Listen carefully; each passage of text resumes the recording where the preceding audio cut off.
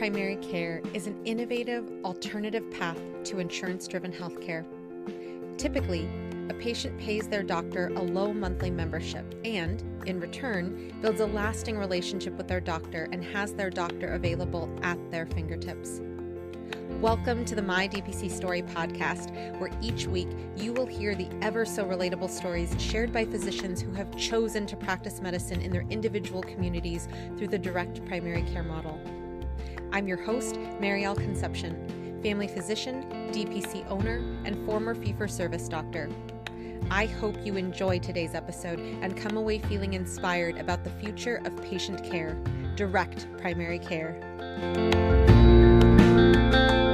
I am a DPC pediatrician who was always told that these days, doctors don't start their own practices. They work as employees only. Private practice is dead, and you must take insurance to be successful. And I'm living proof that that is all completely false. I am Dr. Vladimir Barayev, and this is my DPC story.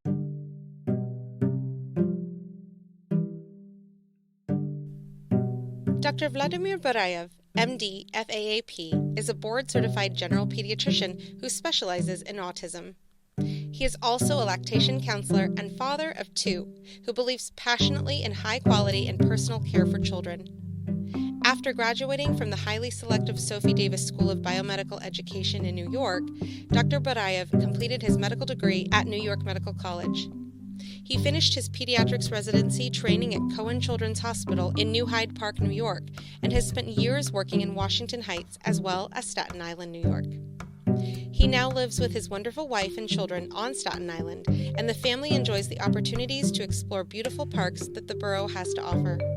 He regularly practices yoga, high-intensity interval training, and meditation to live a mindful life.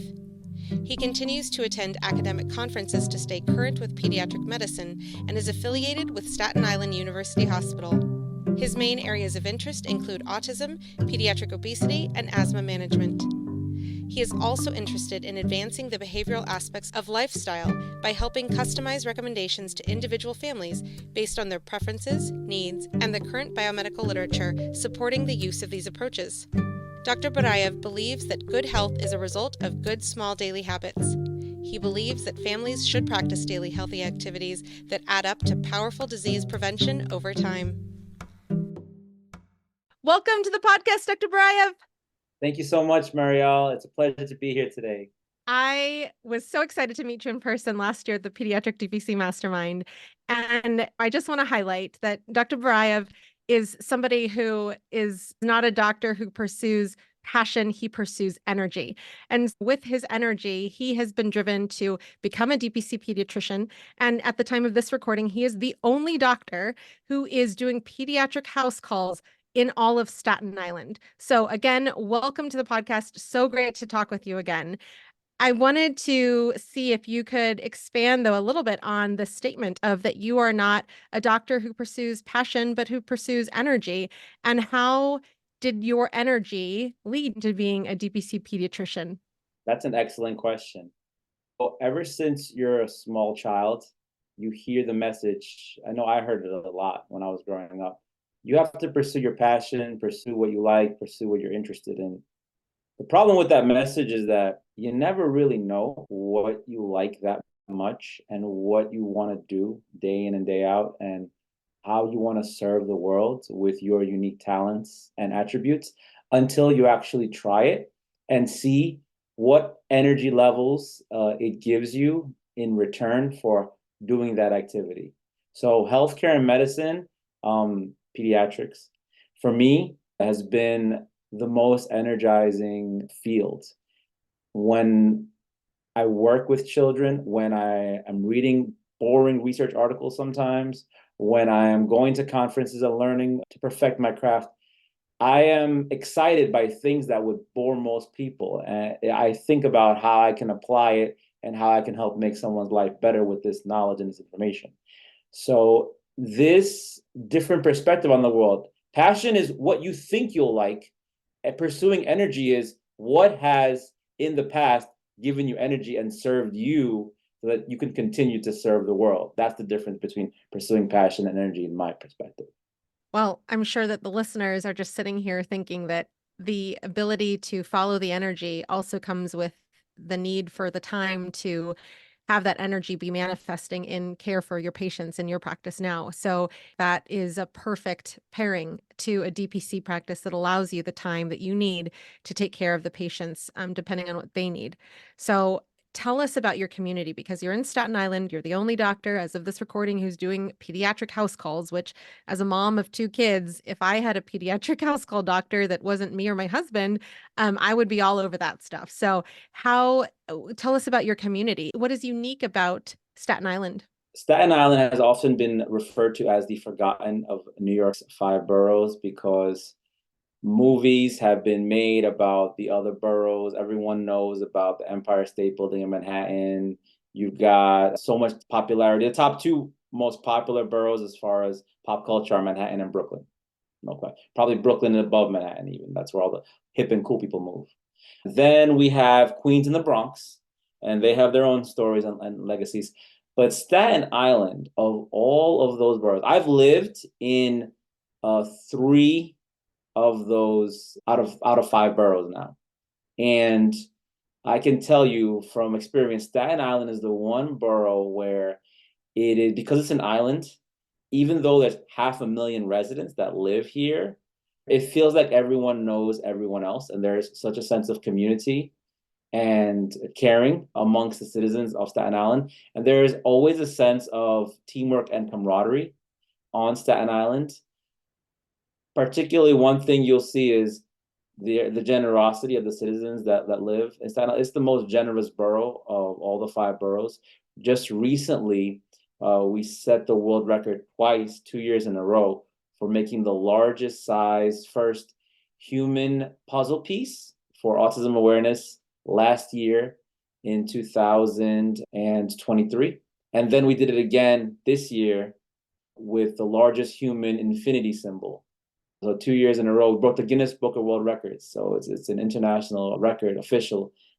And these were events that, of course, got a lot of awareness towards autism, which is wonderful, and also raised a lot of funds.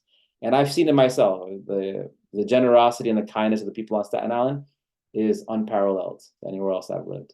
Stepping a little bit back into the energy bit, when we talk about energy and pursuing the energy, one of the things that helps us pursue the energy is knowing where we don't want to spend our energy.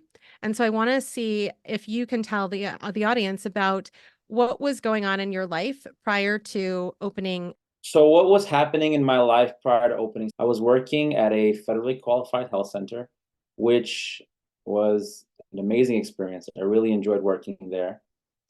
But it had the same limitations as all of my previous work experiences, where the focus, unfortunately, doesn't come from the perspective of, well, what can I do as a medical professional with information, with a dedication to helping my patients achieve their health goals, to actually help them, versus what resources do I have available, namely time, to help accomplish those goals.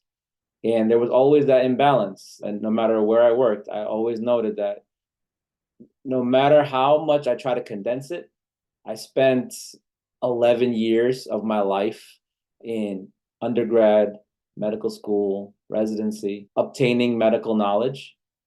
I'm not going to be able to regurgitate all of it in a 15-minute appointment. And a 15-minute appointment happens once every 12 months. That's just the expectation to be able to accomplish something without enough resources to meet your goals is laughable. It's ridiculous. And then on top of that, you want to add in having to do paperwork and documentation and learning CPT codes and learning the changes with CPT coding, documentation and electronic health records. Rather than make the process smoother and easier, it just added more work and more time. And then I was frustrated because the families that would need to be seen at a particular time wouldn't be able to be seen on a given day. There were limited slots available. It was tough to get same-day appointments. It was tough to get urgent visits. They would have to see me 2 weeks later once their illness is resolved. and then say, yeah, I was sick 2 weeks ago, but thank you for the appointment 2 weeks later. I appreciate it. And to me, that just felt wrong. It was what the term for this that was coined was moral injury. It's like, I know what I'm doing is wrong, and I'm not okay continuing doing it. I'm just not okay.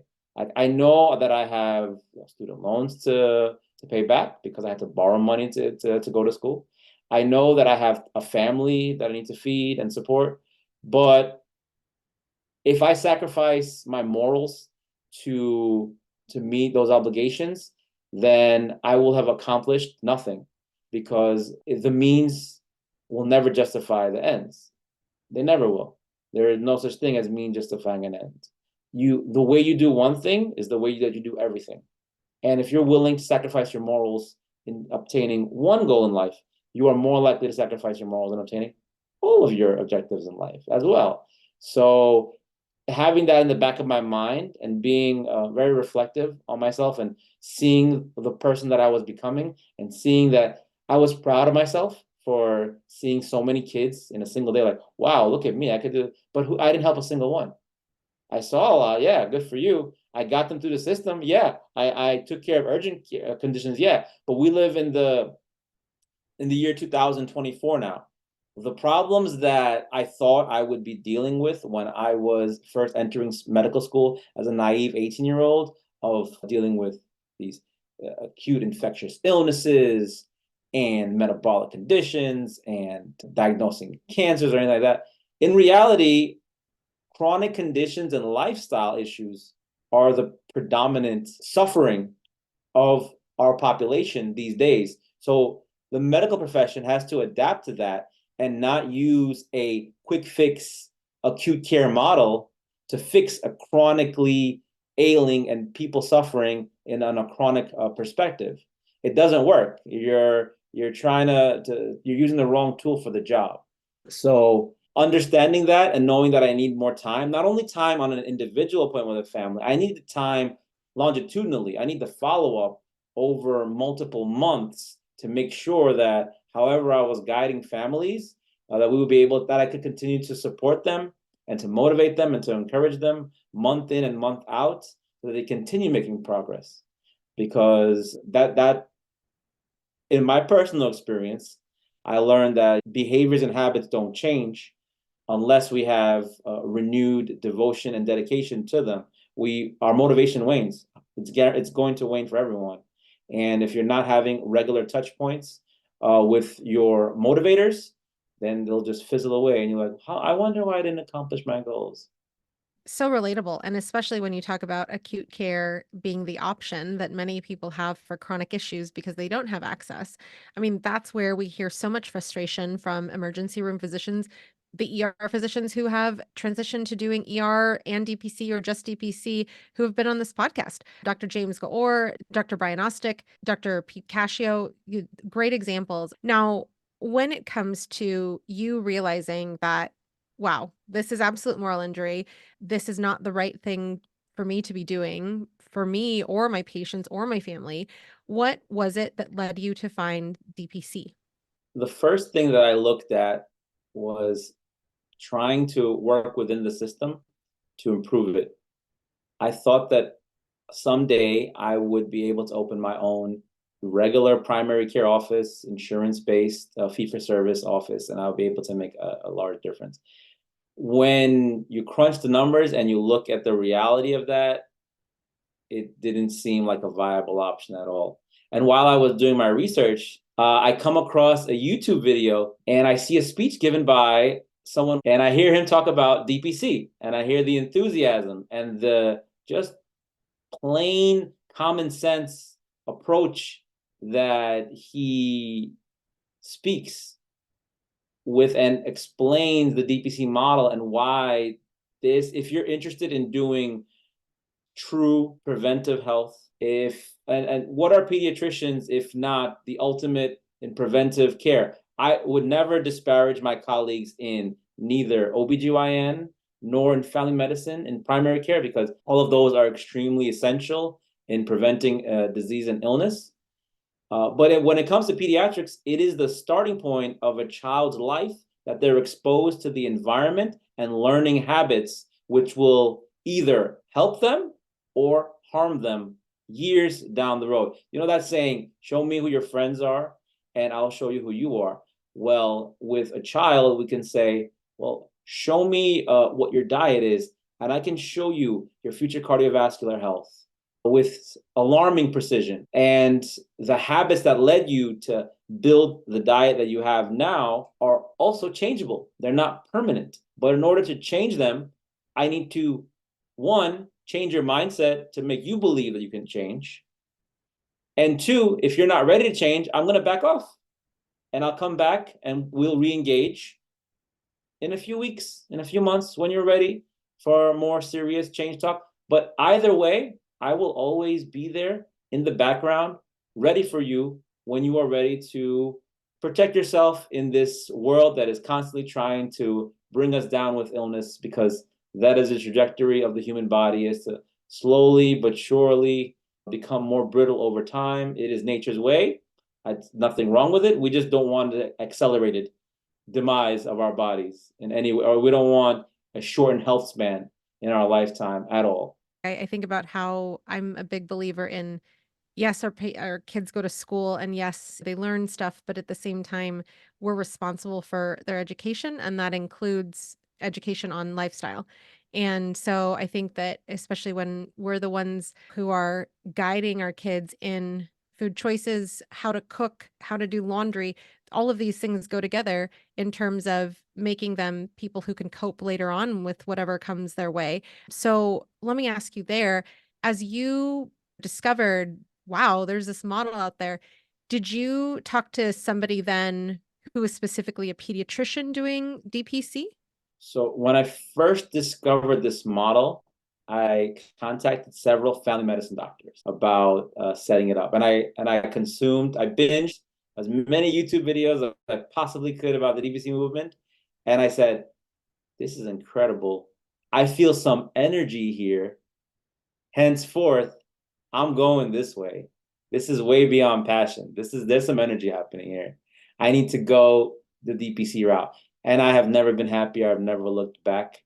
Then I started looking, are there any DPC doctors in my area that I can reach out to? And so a year after I started my journey of like looking into it and researching, there was a doctor who had opened his practice, and that was Nitin Gupta, who is a very close and dear friend of mine, who there is not enough gold, riches, or joy in the world that could ever repay how much he has helped me along my journey to establish myself in the DPC world. I will always be in debt to Nitin for his mentorship. He basically showed me, New York State, the laws are different here. We can't do things that they can do in other states, such as dispensing medications, for example. But you know something, Vlad? The patients don't really care. They still get the bulk of the DPC, even if you're not dispensing their meds. We're in a state where 99% of children are covered either by Medicaid or by private insurance. So an uninsured child will be hard to find. And it's true, in my area, 99% of kids are covered by something. So the different approach that we have to take as pediatricians, the value propositions that we give, is not going to be that we're going to replace your health insurance, that you don't really need. We're going to take the place of it for those who are uninsured. We're going to more so be a supplement to provide you with adequate primary care, and you will continue using your health insurance. We're not interested in replacing it for you. So we're not going to be able to beat the price of your health insurance premiums, because you have that through your work or you have it through Medicaid, which is covered for you. And we're not going to be charging you less than that, because you can't charge less than zero. So we tell them this is the quality that we offer to you. We give you access, convenience, we give you quality, and you let word of mouth take shape.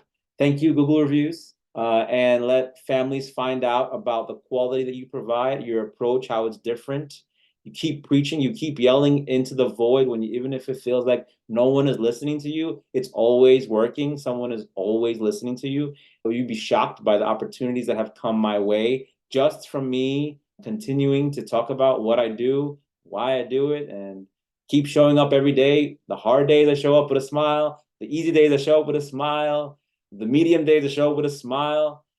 And this is the entrepreneurship, owning a business, is what Simon Sinek calls the infinite game.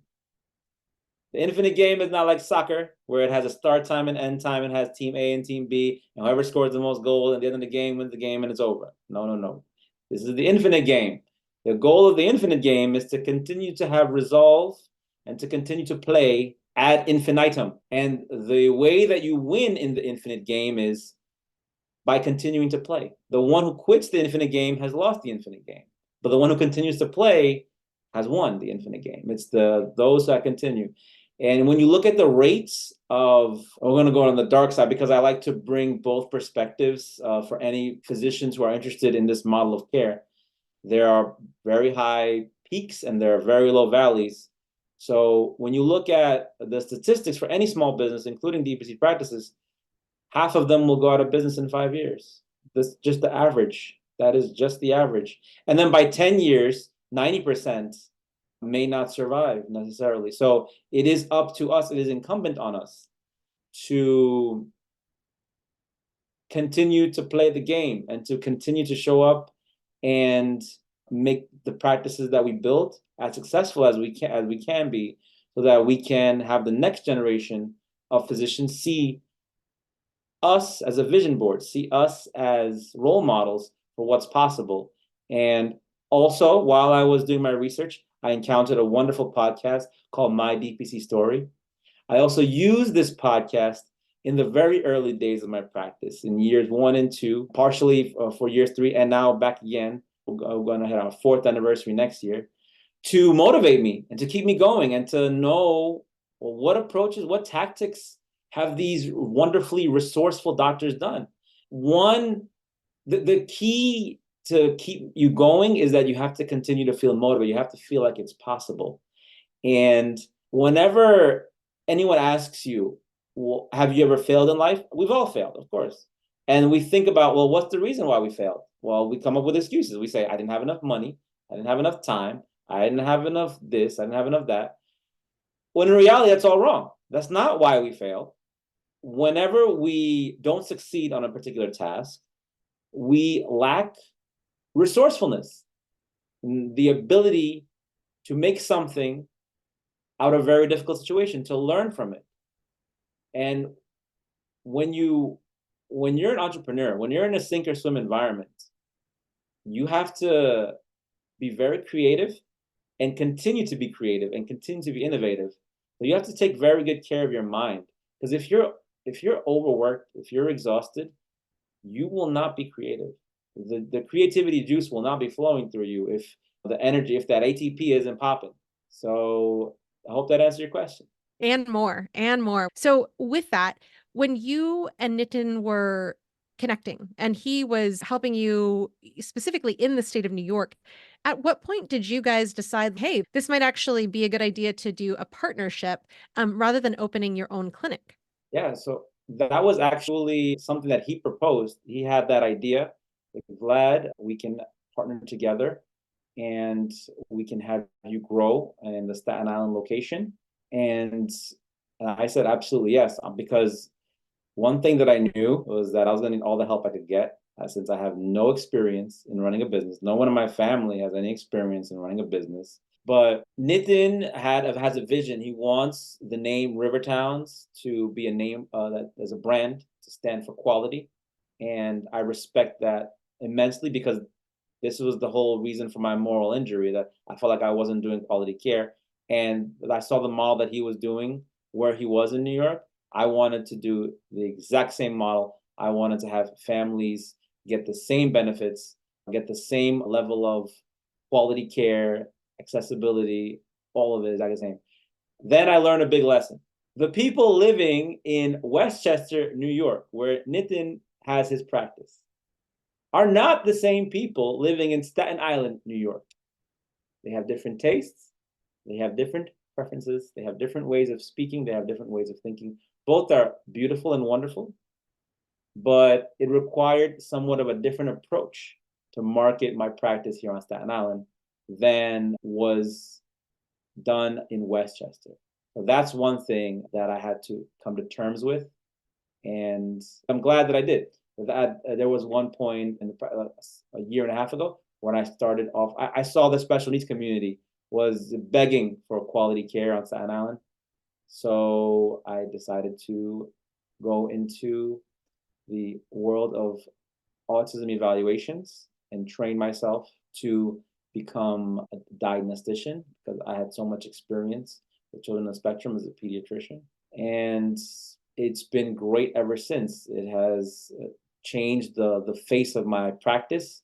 When I started focusing on talking about the special needs community and how the quality that I provide can really impact and change their life, all of a sudden, both children within the special needs community and outside the special needs community were more interested in looking into direct primary care here on Staten Island. So I'm glad I found a message that resonated, because you never know. This is what entrepreneurship and business is. You never know what will work until you try it. When you talk about that the marketing and branding of your clinic was representative of the quality of Rivertown's Peds in its original form, but then you're bringing a separate branch to the Staten Island area. When you thought about, oh, okay, cool, this is what Nitin did, we'll do that here. What was your initial strategy, and how did you go through those exercises to think about, like, how could I make an even bigger impact while still maintaining that quality, but with a little bit of a morphing to be appropriate for Staten Island? So the key to that was the same key that you use as a physician every day. You can't just hear what people are saying. You have to really listen and understand them and see their point of view. So I was hearing before I even considered doing autism testing. It's very hard for kids to get evaluated. We need someone who has an expert in this. We feel like doctors here don't have expertise in this. It's very hard to get our child evaluated. I kept hearing the same message over and over and over. And the message that I was bringing out, I was talking about what I've always been trained in general pediatrics. I was speaking about newborns. I was talking about breastfeeding. I'm a lactation counselor. I was speaking about fifth disease and hand, foot, and mouth disease.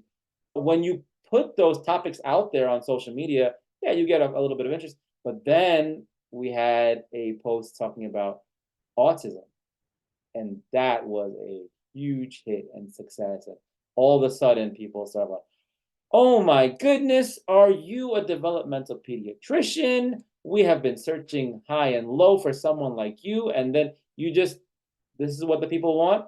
I love working with all children, children with special needs.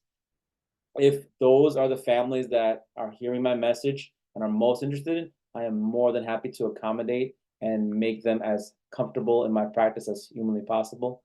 When you think about the DPC model, right, for a child with special needs, first they're scared going to the doctor's office. In my office, I only have one child here at a time with an hour time blocked off. And we don't go into the exam room. I don't have a waiting room, so I have a playroom. Imagine this child who's scared, thinks they're going to the doctor's office. They come into the office, they see toys right away. They don't see anyone else there. They see toys, they start playing. I come out to the playroom, I call it, and I start talking to the family, and I start the visit right there. And their child is getting comfortable, and they're not pressured or rushed. There's no urgency of getting them in and getting them out because we have so much more time. I can be more calm. I don't have to rush. I don't have to think about the million ICD codes I have to decode for this visit. None of that applies. It's just a natural welcome to my house. Have a seat, have some tea, have some coffee. Let us talk about your child while I observe them playing and try to become their friend and have them enjoy being in the office. It's one of the hardest things to do in fee for service, especially when you're limited to 15 minutes or less. But yes, like when it comes to babies and kids who are moving and watching how they move, watching how they interact with stuff, it's like when you're in this room with, and I know that Absolutely. There is argument for like what space do you need to open DPC? You don't, you can use your stethoscope and do home visits or telemedicine, fine. But there is definitely a reason for having space in particular for these types of interactions. Did your message change in terms of like your elevator pitch when people would contact you to join the practice? Yes. Yes, my elevator pitch did have to evolve.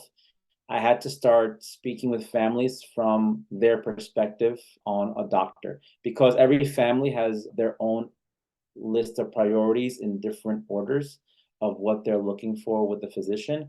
I learned to respect that more rather than telling everyone the same canned speech. I had to adjust what I'm saying and what I'm highlighting about the practice. And I am a very type I personality on the DISC personality behavioral profile, which is the influencer type. I am a very outgoing, very bubbly, love to go off on tangents about social matters that have nothing to do with the topic at hand, very loud, and that can be scary for people. So the lesson that I learned was to calm it down, slow it down. Don't scare people because it's coming from a good place. And you want to have someone feel that what you're offering them at the end of the day is not no waiting room, the doctor's cell number, the house call, the 1 hour appointment. That's not what I'm really offering you. What I'm really offering you is peace of mind, knowing that when you went in there, you got exactly what you wanted and you knew it was top quality stuff. When you're out of there, you feel way better about yourself. This is one thing. Recently, I had a phone call about from where a child with special needs, and the mother told me these exact words. I quote, every time I would leave my pediatrician's office, I felt worse than when I went in there because I had no support. I had no referrals. They did not understand my child. They acted as if they did not even care. And that was very heartbreaking to hear. And I hear these stories every day. And this is why I continue to do what I do, no matter how difficult it is. I continue to do it because medicine shouldn't be a nightmare. Medicine is a very, very noble profession, but because of outside influences, it has no longer become as noble. One outside influence in particular, since I'm a type I and I've had to change my message, I'm going to go off on a tangent right now. For example, venture capital is the venom that is killing medicine. It has no place anywhere within a 10-foot pole, 100-foot pole, or 1,000-foot pole of a healthcare facility. The priorities of venture capital are all about income. Period. End of story. No doubts about it. No matter what flowery stories they want to tell you, the bottom line is how much money we can get when we flip this practice and sell it off. There's only one end prime objective. What happens to the physicians, nurse practitioners, families, nurses, medical assistants? They could not care less about you. They will walk over your dead body and not even cry about it. Okay? They are invading all of the country with buying up everyone's and recently accelerated invasion right here on Staten Island. I will not name them, but they know who they are. And I want them to know that I will never be interested in having anything to do with a private equity in healthcare. I am not your ally. Do not look to me, as I'm not your friend. It's so ironic that this is the day also that the Federal Trade Commission just had testimony from multiple doctors, lawyers, allies for healthcare focused on what are the after effects of private equity in healthcare from people who are physicians who have been in hospitals where one of the people sharing was a physician who talked about how a patient who was having a stroke was admitted and there was no one on staff to be able to manage the stroke patient, but they still admitted the patient. What is your population comprised of in terms of like age groups, insurance types in your practice? What are some of the demographics that you can share with us? So the demographics of the families in my community, so Staten Island, historically, famously, has been a very large proportion of the population with, or larger, I guess, relative to the total size of the population, of public city workers. So people like firefighters, police officers, teachers, paraprofessionals, people that work for the Department of Education, Department of Sanitation, Transit Authority. There's a lot of interest from those families that come to my practice. We also have a growing, diverse population from all over the world, honestly. There is a large number of people who are moving from Brooklyn, which is one of the most diverse places in the world. One day I'll have a family that comes in and only speaks English. The next day I'll have a family that only speaks Russian. We have a large Russian population on Staten Island as well. And so I have to speak with them only in Russian. And then the third day, a child will come in that only speaks Spanish. So I have to speak with them only in Spanish. And since I'm fluent in all three languages, it's a blast. It is. Those are the top three languages here. And maybe someday I'll add Italian to my repertoire to make it really interesting, because we do have some people on Staten Island speaking Italian. I love living here more and more every day. And I want quality medicine to be represented here in pediatrics. And I'm excited that I was the first pediatric DPC practice in all 5 boroughs.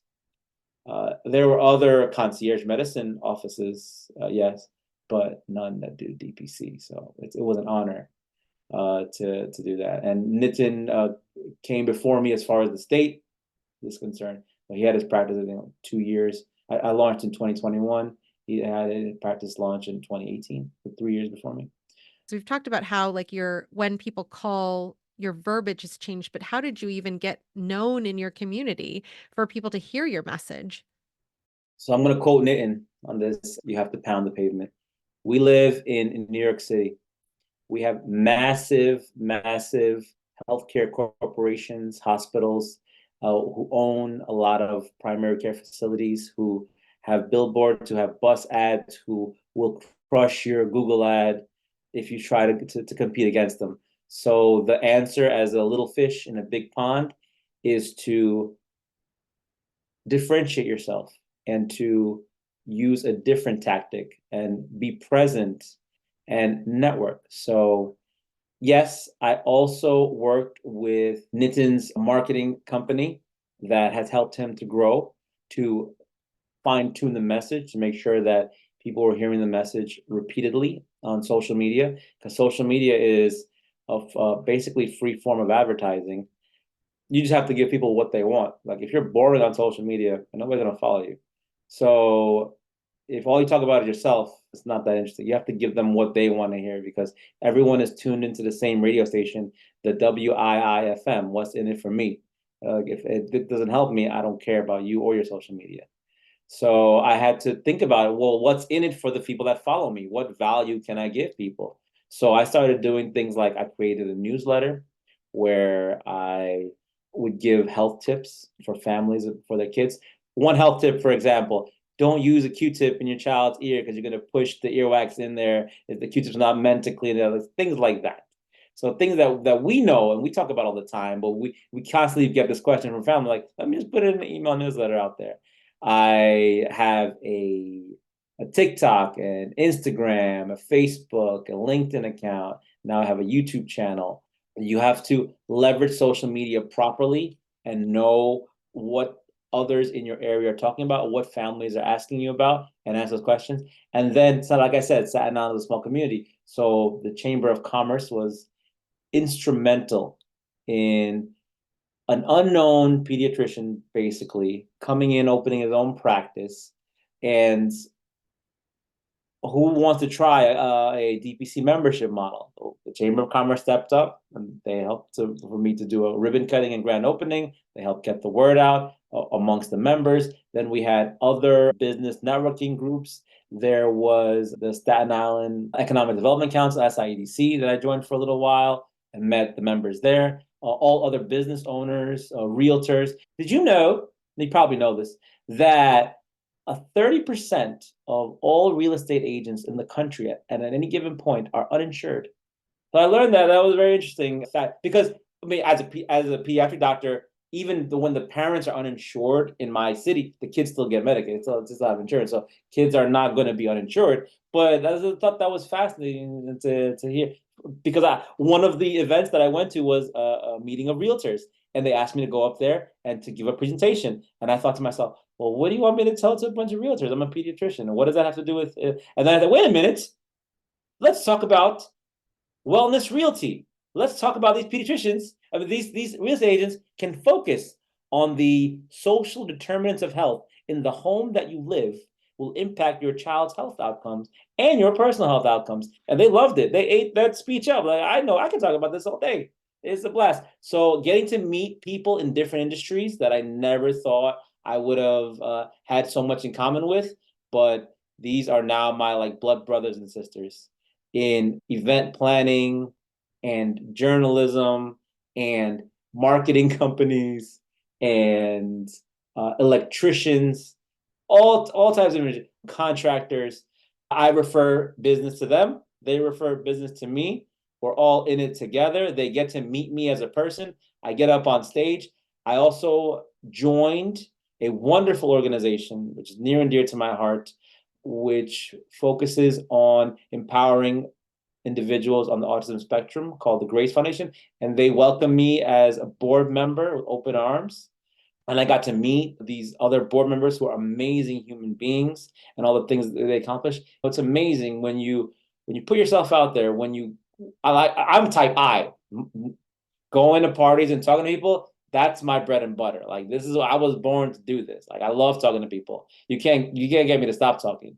So when Nitin told me, Vlad, you have to go pound pavement, you have to go door to door to different offices, I'm like, sure, I would love to do that.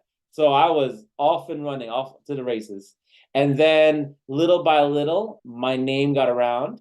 Then I started asking people for Google reviews, because I learned something. I asked families, so you're expecting a baby? Yes, I am.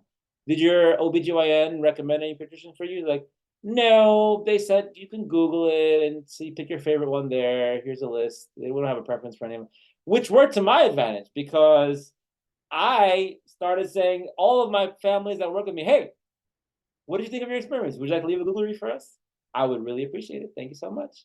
And now I have the top rated doctor in my area, thanks to the Google reviews, and I'm just persistently asking for them. And it helps a lot. Like, from those reviews, to this day, it's an evergreen thing. You do it once and it gets you calls nonstop. Every week I'm fielding 5 to 6 inquiries for new families, trying to meet. And then the DPC community stepped up and supported me as well. So DPC Pediatricians, we have a Facebook group, and we say, hey, we have a family moving here. Does anyone work there? Hey, we have a family moving there. Anyone over there? I got a family from Florida moving to me, and I have a family that's moving from my area to Virginia, and I found a doctor for them today on the Facebook group, and that would love to work with them. So we have families moving all the time, and it's appropriate and acceptable.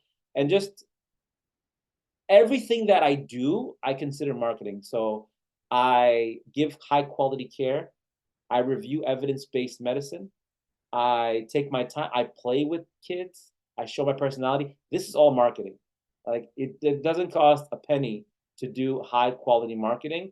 It's all about elbow grease and your resourcefulness. I spoke to anyone who would listen. Hey, you know what I do? I help improve the lives of parents and their children. And then that would open up the door to more questions. Oh, well, how do you do that? Well, what do you do? Well, I'm a DPC pediatrician. I practice concierge level care for your families, and I get to make house calls. Oh, wow. We thought this was an old dying concept. So no one's ever done this for 50 years now, and you're telling us you do this? So I would go to as many events as would have me before I get kicked out, and talk about what I do, and met people. And you never really know who values high quality care until they actually sign up for your practice. It has nothing to do, really, I find, with their income directly. It's more about their interest and putting their money where their mouth is. There will be people who drive very fancy, very expensive cars, that would never even consider a DPC membership for their children because they don't see the value in it. And I don't blame them. Maybe they don't have those kind of needs. Maybe they don't want to talk to their doctor. It's totally fine. Not every patient is meant for every doctor. We have personalities. We have our approaches to the world. That's totally cool. I'm 100% on board with that. But the first negative thought, since humans have a negativity bias, we like to think of the worst scenario first. The first thought I had when I opened my practice was, people are going to think I'm greedy because I don't take insurance. And right away I said, no, that's ridiculous and silly, because some of the first families that came to me were on Medicaid, and they remembered me because I used to take care of their kids. They say, you took care of us years ago, and there's no one like you, and we don't care if you charge a monthly fee. We want to be your patients. We don't really care what the fee is. The fee is a detail. The actual, there's cake and then there's icing on the cake. The cake is the quality care you provide, and the icing on the cake is just a minor detail of, oh, I'd also charge this. I was like, okay, whatever. That's the end of our conversations are, this is what I charge. The beginning of our conversation is what I can do for you. What's in it for you to be a member in my practice? And I've gotten into practice some very, very specialized things that I would have never done in the fee-for-service model. I'm talking about, like, for example, so doing autism testing, you generally have to go through a fellowship in the fee-for-service model to start doing autism testing and be a behavioral doc.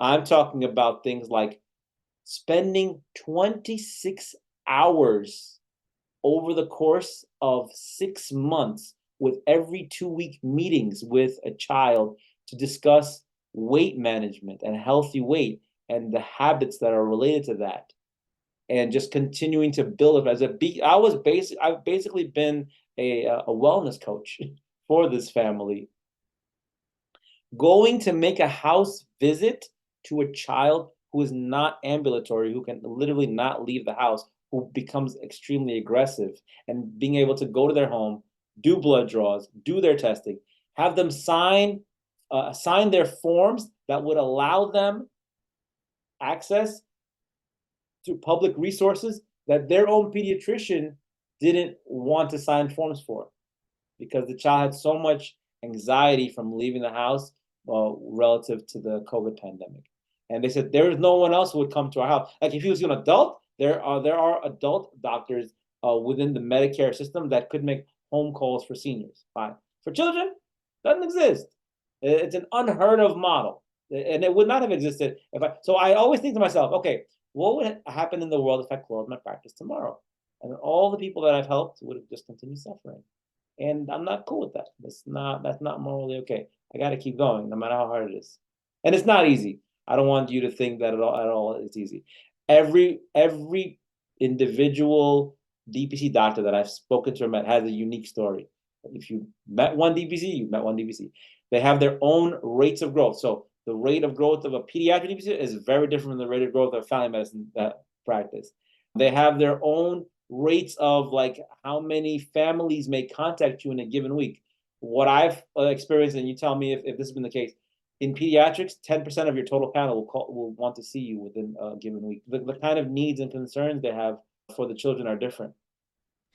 Then you look around and you see some amazing rock stars like Lauren Hughes. God bless her. She was recruiting and marketing before the day she even opened up. So on day one, she was rocking and rolling. Families were not gonna. That was not my experience. I'll tell you that right now. There was a lot of clawing and grabbing and blood, sweat, and tears that went into growing the practice after I opened my doors.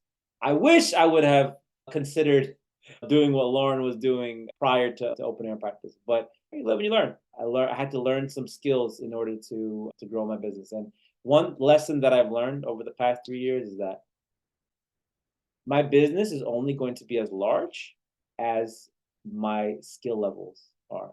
So if I need to grow, there is a certain skill that I need to develop. There is a certain lesson that I need to learn. Then my practice will grow. If I continue to be the same version of myself this year that I was last year, I'm going to get the same version of my business this year that I had last year. It's not going to change. So becoming a lifelong learner, which we committed to as doctors anyway, adding business skills of marketing, of communicating, of listening, of selling. Selling is not a dirty word. Selling just helps explain the vision that you have of how you can help someone to that person. That's all selling is. It's not convincing them. It's not tricking them or anything. It's telling them, this is what I offer. This is what you need. Do you think that you'd want to work with me? That's what selling is basically it. And the more people you speak to, the more you offer it to, the more successful you be. You have to get a lot of no's before you get a yes. That is the default experience of the majority of entrepreneurs that I've spoken to in many fields. Like that they have to, if you don't have enough, you have to fail enough times to be successful, as the saying goes. And the road to success starts out, you suck, and then you get success. That's how you spell success. So that has been my experience.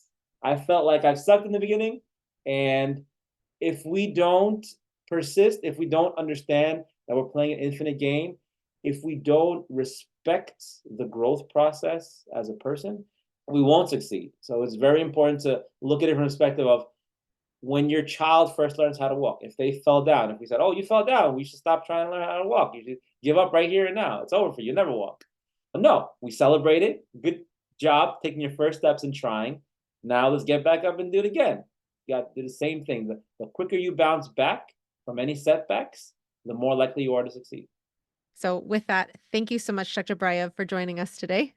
Thank you so much. It has been a true pleasure and honor. I have been a longtime fan, longtime listener, and admirer of your podcast. And I want to thank you for all that you do, for keeping me going and motivating me, and for inspiring future DPC physicians to carry the torch forward and to show them that we are just like them.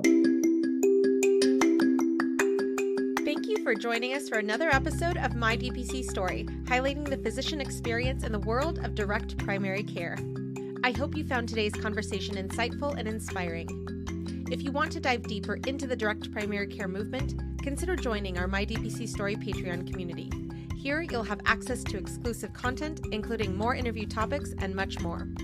Don't forget to subscribe to My DPC Story on your podcast feed and follow us on social media as well. If you're able, I'd greatly appreciate if you could leave us a review. It helps others to find the podcast. Until next time, stay informed, stay healthy, and keep advocating for DPC. Read more about DPC news on the daily at dpcnews.com. Until next week, this is Marielle Concepcion.